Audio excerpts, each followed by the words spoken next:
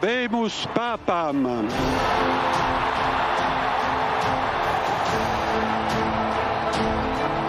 Eminentissimum, ac reverendissimum Dominum, Dominum Robertum Franciscum, Sancte Romane Ecclesiae, Cardinalem Prevost, qui sibi nomen imposuit Leonem XIV.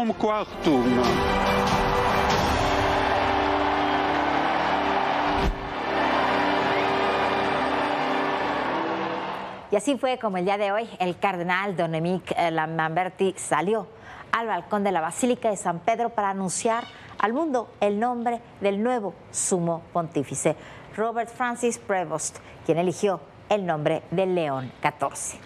El Papa León XIV es un hombre relativamente joven para los estándares de la Iglesia, 69 años, cumple 70 en septiembre, con doble nacionalidad, es estadounidense y peruano. Pasó más tiempo de su vida en Perú que en Estados Unidos. En su primer discurso manifestó su deseo de evolucionar a una iglesia misionera que reciba a todos con los brazos abiertos. Habló en 2 ocasiones, mencionó a su antecesor, al Papa Francisco, y uno de los momentos de mayores aplausos y ovaciones fue cuando dijo unas palabras en español, sobre todo para la diócesis que está en su alma, la de Chiclayo, Perú, ahí en el norte de ese país, una de las zonas más pobres de América Latina, donde fue misionero y fue obispo. Es una historia que ya le vamos a contar. Este es el Papa 217, León XIV.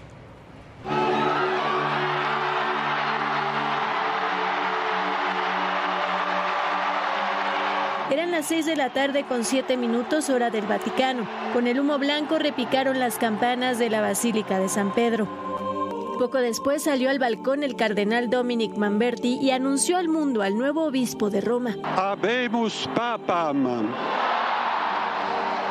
Eminentissimum, ac reverendissimum Dominum, Dominum Robertum Franciscum, Sancte Romane Ecclesiae, Cardinalem Prevost, qui sibi nomen imposuit Leonem XIV. Nació en Chicago, pero tiene nacionalidad peruana. Su madre es española. Tras aparecer en el balcón central de la Basílica de San Pedro, hizo un llamado de paz. La pace sia con tutti voi. Aiutateci anche voi, poi gli uni gli altri, a costruire i ponti, con il dialogo, con l'incontro, unendoci tutti per essere un solo popolo, sempre in pace. Grazie a Papa Francesco. Ante cientos de miles de fieles reunidos y un saludo en español. A mi querida diócesis de Chiclayo en el Perú.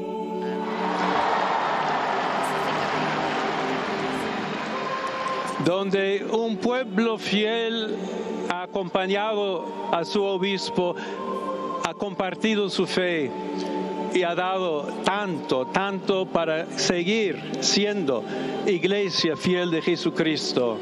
El Papa León XIV estudió en el Seminario Menor de los Padres Agustinos y luego en la Universidad de Villanova en Pensilvania. En 1977 obtuvo la licenciatura en matemáticas. También estudió filosofía. Cuando tenía 27 años fue enviado por la Orden a Roma para estudiar Derecho Canónico en la Pontificia Universidad de Santo Tomás de Aquino. Recibió la ordenación sacerdotal el 19 de junio de 1982. Luego fue destinado a la misión de Chulucanas en Piura, Perú.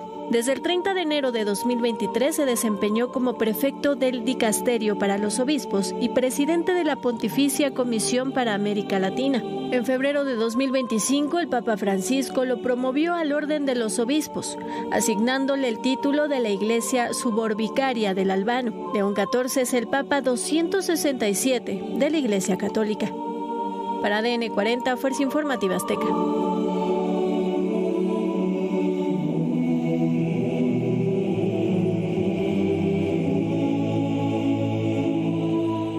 Bueno, y nuestra compañera Saraí Uribe se encuentra en el Vaticano el día de hoy. Nuevamente vamos a platicar con ella para que nos dé todos los detalles de cómo se vivió esta jornada histórica. Buenas noches para los que nos están viendo aquí en México. Muy buenos días para ti, Saraí. Buenos días, Saraí. Ya platícanos un poco cómo les fue. Buenas noches para ustedes. Pues, híjole, maratónico, muchas emociones aquí y la verdad es que un cónclave cortito, pero demasiado intenso en cuanto a emociones, a reacciones de la gente. Veíamos a niños que estaban aquí parados, bueno, en medio de la multitud, llorando. Imagínense, los niños tan chiquititos y sintiendo una conexión muy especial. Pero antes de que saliera el Papa, eso fue cuando él sale, estaba dentro de la Capilla Sixtina. Nosotros sabemos que lo que pasa dentro de ese lugar se queda en la Capilla Sixtina. Sin embargo, por primera vez en la historia, y también eso hay que mencionarlo, este conclave estuvo lleno de primeras veces. El Vatican News, que es el medio de comunicación oficial de la Santa Sede, dio a conocer imágenes exclusivas de esos minutos posteriores a que el Papa León XIV sale del cuarto de las lágrimas, ya con todo el atuendo papal, de blanco con rojo. Le aplauden los cardenales, le rinden también honores como parte de ese ritual que ellos hacen normalmente en privado, pero comparten algo de estas imágenes. Él sale de la Sixtina para posteriormente presentarse en este balcón. Se las mostramos.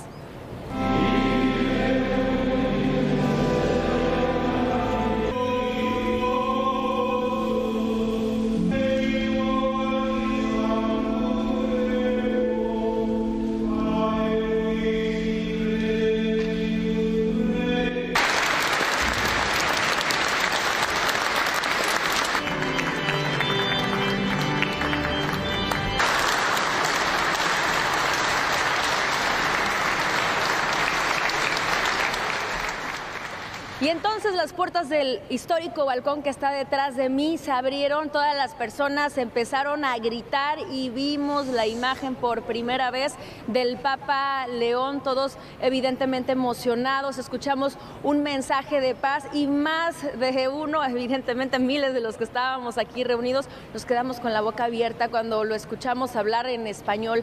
Toda la comunidad latina, personas que venían de México, de Perú, pero también de Colombia, de Guatemala, que sintieron una conexión, una cercanía al estar escuchando un mensaje en su idioma. Y después de este mensaje, Jorge, Vivi, el Papa dio una bendición ya en privado a un grupo pequeño de personas. ¿Y qué creen? Los mexicanos también estaban ahí presentes. Vamos a verlo. De México, 3 de México. Guadalajara, todos de Guadalajara. Sí, 4 de Guadalajara. Ah, qué bien. Mucho gusto. De México, 3 de México. Guadalajara, todos de Guadalajara. Sí, 4 de Guadalajara. Ah, qué bien. México siempre presente. Para hoy va a tener una misa dentro de la Capilla Sixtina a las 11 de la mañana, pero el Vaticano la va a transmitir. Nosotros creemos que pues se va a aprovechar toda la infraestructura que se montó por el cónclave y posiblemente la veamos en las pantallas, aprovechando el equipo de audio y todo, y que estoy segura muchas personas van a estar llegando en el transcurso del día porque así lo tenían planeado, sobre todo los peregrinos en este año del jubileo, y después va a ser una visita a la tumba del Papa Francisco.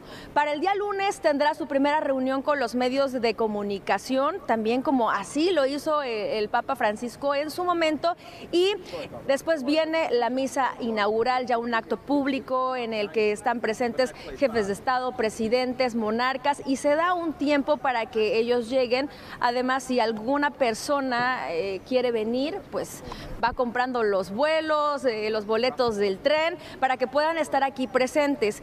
Cuando se nombró al Papa Francisco pasaron 6 días, así que si le hacemos la cuenta, pues en teoría caería el próximo miércoles. Saray, esta misa inaugural es muy importante porque es ya la misa y es el acto oficial donde ya es Papa el Papa León XIV. Platícame un poco cómo es esta misa inaugural, que es tan importante y donde también acudirán muchos jefes de Estado, pero sobre todo es importante para el propio Papa León XIV.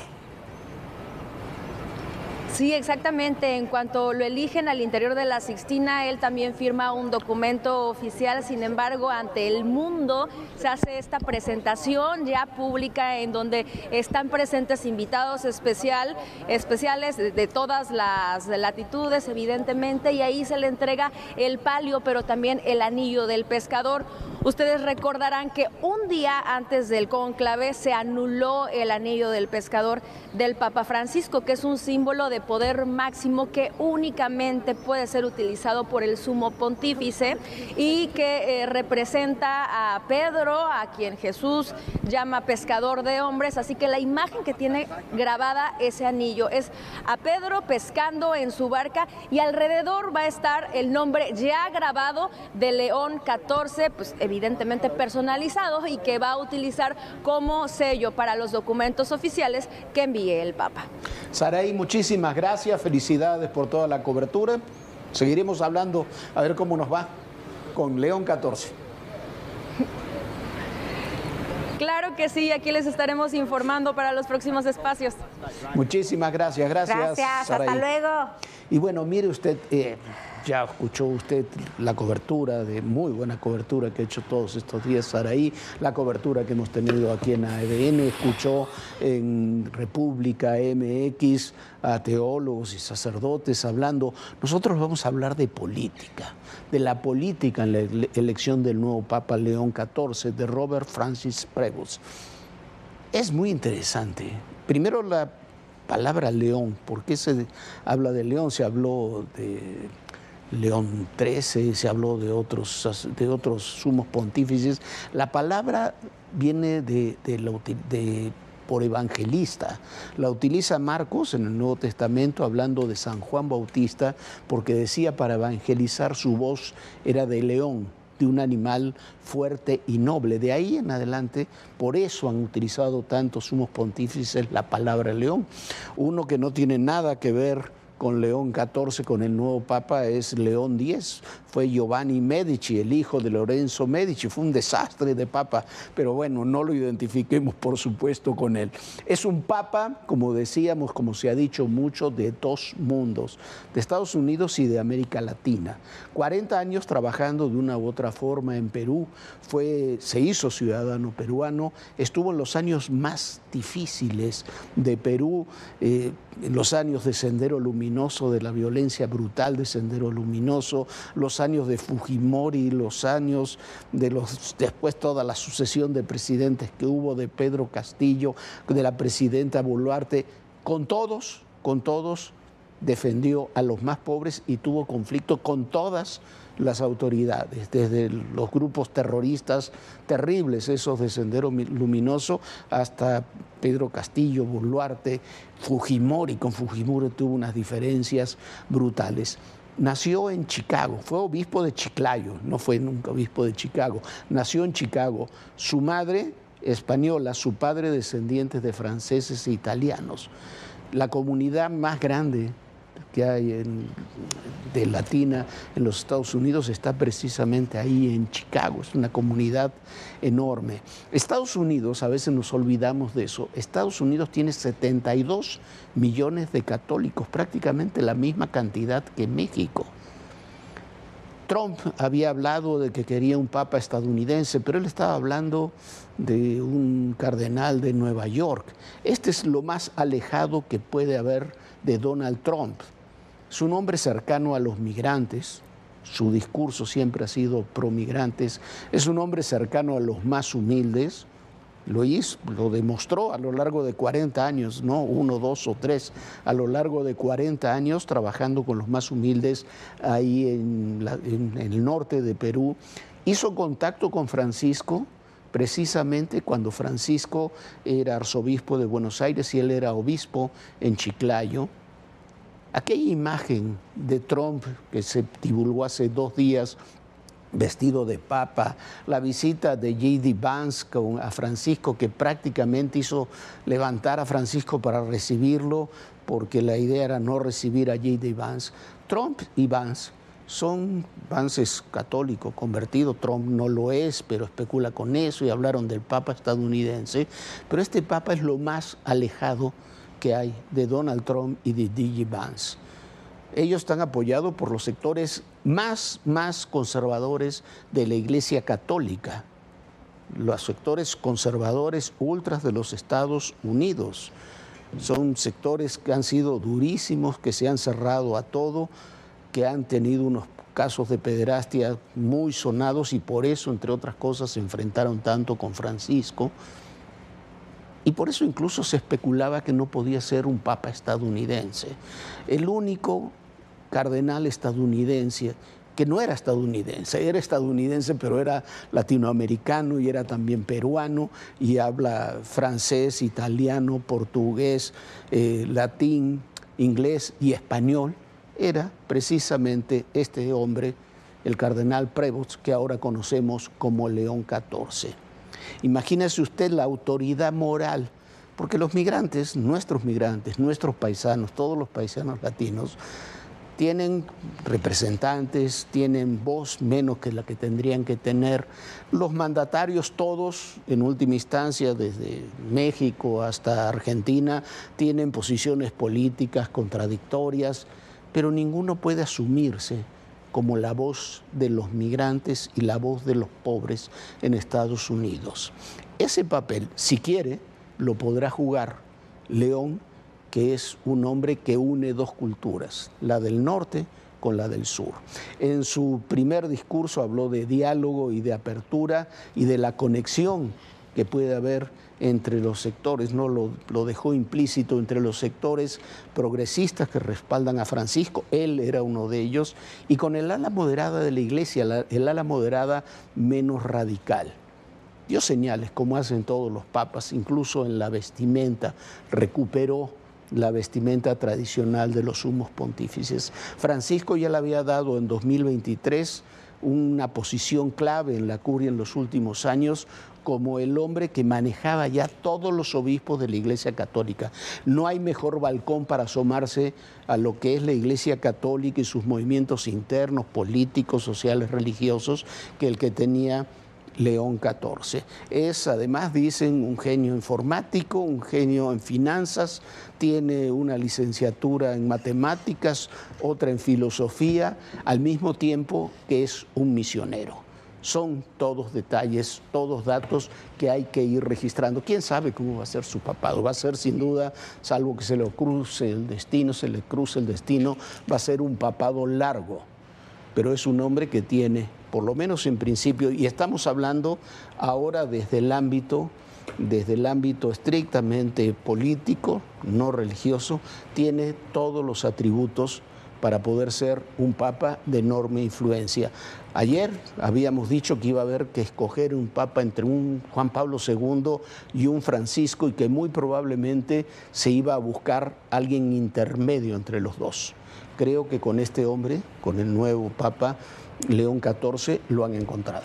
Bueno, Jorge, y mucho habla de él, el por qué escogió el nombre de León XIV. Y bueno, hoy platicaba con el padre Benjamín Clarion y me decía que si vemos al anterior papa que tenía el nombre de León, era León XIII, fue el papa que le tocó el paso del siglo XIX al siglo XX, fue un papa muy comprometido, muy activo, pero sobre todo y especialmente fue reconocido porque fue el primero en escribir una encíclica social que hoy no solamente está en los textos de la Iglesia, está en los textos de historia, esta encíclica social que se llama el Rerum Novarum, que quiere decir las cosas nuevas, y en esta carta el Papa León XIII habla e insiste de una manera muy importante en la dignidad de los obreros, en la necesidad de los salarios justos, por ejemplo, el tema de la propiedad privada y cómo se tiene que proteger, pero también hace una durísima crítica a los excesos del capitalismo y habla del socialismo y del comunismo, que ha sido un desastre en ese momento para defender la dignidad de las personas. Entonces, bueno, desde ahí, desde lo que hizo su antecesor, por quien obtuvo el nombre, se ha desarrollado toda una doctrina de la Iglesia de cómo se aplica el Evangelio a la vida social. Y me decía el padre Benjamín Clarion que pudiera ser que este Papa León XIV quisiera retomar precisamente esa herencia de León XIII, de ser un papa que estaba muy cerca de los trabajadores, muy cerca de los migrantes, muy cerca de la vida digna de las personas, del trabajo y bueno, sobre todo en una coyuntura mundial como la que tenemos ahora, con tantos conflictos bélicos, con tanta amenaza a la migración, con tantas personas que han tenido que abandonar sus tierras para llegar a otras, para poder salvar la vida. Bueno, suena muy interesante el nombre que ha escogido León 14 y sin lugar a dudas va a ser importantísimo. Y hay otro tema, evidentemente es un tema religioso, pero también lo que se hace desde el Vaticano es política. El Papa León XIV tiene toda la autoridad moral para enfrentarse al presidente Donald Trump cuando maltrata a muchas personas. Así están las cosas y bueno, es un tema, el escoger el nombre es muy, muy simbólico. Y hay otro tema en el nombre, por ejemplo, no sé si usted recuerde, pero Fray León era el mejor amigo de Francisco de Asís y fue quien escribió las cartas de Francisco de Asís. Así que tiene muchas coyunturas este nombre, muchas conjeturas. Y suena interesante, ¿no, Jorge? Sí, muy interesante, habrá que ver. Decía Stalin al final de la Segunda Guerra Mundial, cuando hablaban de que había que tomar en cuenta al Vaticano, esas cosas decía, se preguntó un día Stalin, lo hizo, está contado en muchos libros, cuántas divisiones militares tiene el Papa. El Papa no tiene divisiones militares, pero es el líder espiritual de 1.200 millones de personas. Pregunten el Papa Juan Pablo II, por ejemplo, con cuántas divisiones militares en una alianza con Margaret Thatcher y con Ronald Reagan, cómo lograron tirar el muro de Berlín. O pregunten cómo Francisco logró poner de cabeza a muchas dictaduras a lo largo del mundo. Si inicia la era de León XIV, le deseamos lo mejor. Del que somos el primer país exportador. Renunció, ¿por qué? Porque no estaba de acuerdo. La magnitud que ha tenido el narcotráfico mexicano. Las confrontaciones, las reacciones.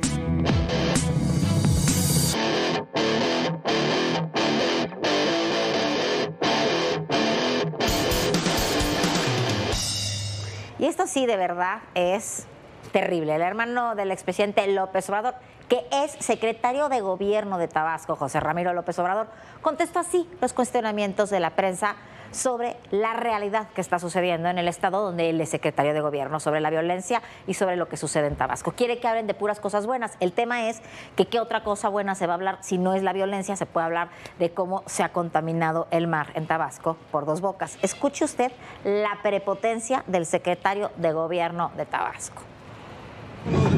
Dígame, ya bájenle. ¿Qué opinión le merece? Ya bájenle. Secretario. Ya bájenle. ¿Qué relación? ¿Bajarle a qué, secretario? Ya bájenle. Dígame, secretario, ¿bajarle a qué? Es que andan como buitres ustedes, hermano. Ya bájenle. ¿Qué opinión le merece lo que ocurrió? ¿Por qué no dan otras noticias? Hay noticias buenas en Tabasco. Secretario, ¿qué opinión le merece lo que ocurrió el día de ayer? Estos 9 asesinatos y la cabeza que fue encontrada. Ya, amigo. Qué bárbaro, ya se parecen. Ya, amigo. Son iguales, a los que tanto criticaban. Son igualitos los Cantón. ¿No va a emitir ningún comentario, secretario? No, ya te lo comenté. Bueno, este hombre no tiene ninguna capacidad para ser secretario de Gobierno, para tener cargo político alguno. Quizás le dan instrucciones ahí cerquita de Palenque, pero lo cierto es que en Tabasco ayer hubo 9 asesinatos y apareció una cabeza de un decapitado. La policía de Tabasco se enfrentó, reprimió a estudiantes como no veíamos una represión contra estudiantes desde hace mucho tiempo. No solamente eso, como decía Viviana, las playas de Tabasco están con chapopote por unas pérdidas que hubo ahí en Dos Bocas. No solamente eso, además hay un enfrentamiento brutal entre el gobernador Javier May y el ex gobernador y ahora jefe de la bancada ahí de Morena en el Senado, Adán Augusto López. Hay una lucha entre esos, el gobernador y el exgobernador, y muchos dicen que en realidad esa es una lucha entre 2 cárteles, el cártel de la Barredora y el cártel Tabasco Nueva Generación, que es un un grupo del cártel Jalisco Nueva Generación. No lo decimos nosotros, lo dijo el gobernador Javier May, que dijo además que el jefe del cártel de la Barradora era el jefe de seguridad que había puesto Adán Augusto López. Pero este señor, el hermano de López Obrador, quiere que den buenas noticias y dice que somos los medios como buitres y no se digna contestar una pregunta sobre la problemática real que vive su estado. Con personajes así gobernando Tabasco, ¿cómo va a estar bien Tabasco? Es un absoluto desastre. Pero Jorge, ¿sabes qué es lo más triste de todo? Ese señor está ahí porque se paga su sueldo con los impuestos y ese señor está ahí para proteger a los tabasqueños. Si tiene el Estado con una violencia desmedida, ¿qué seguridad le va a dar a los ciudadanos que viven ahí, que trabajan todos los días por su estado? Ya es momento que la sociedad, que la gente que vive en Tabasco empiece a reclamar estas cosas porque no les está haciendo ningún favor. Ese señor vive del erario público y tendría que dar resultados. Resultados a la violencia, resultados a las contaminaciones que vemos en las aguas y resultados a la terrible situación que se vive en Tabasco, que por cierto, nunca ha estado así de mal. Nosotros ya nos vamos. Muchísimas gracias por habernos acompañado, pero lo esperamos aquí mañana en punto de las 11 de la noche. Descanse, sueñe bonito. Bonita noche. Muy buenas noches, Viviana. Muy buenas noches a todos ustedes. Y recuerden, el poder y en la política, todo, pero absolutamente todo, es personal. Gracias.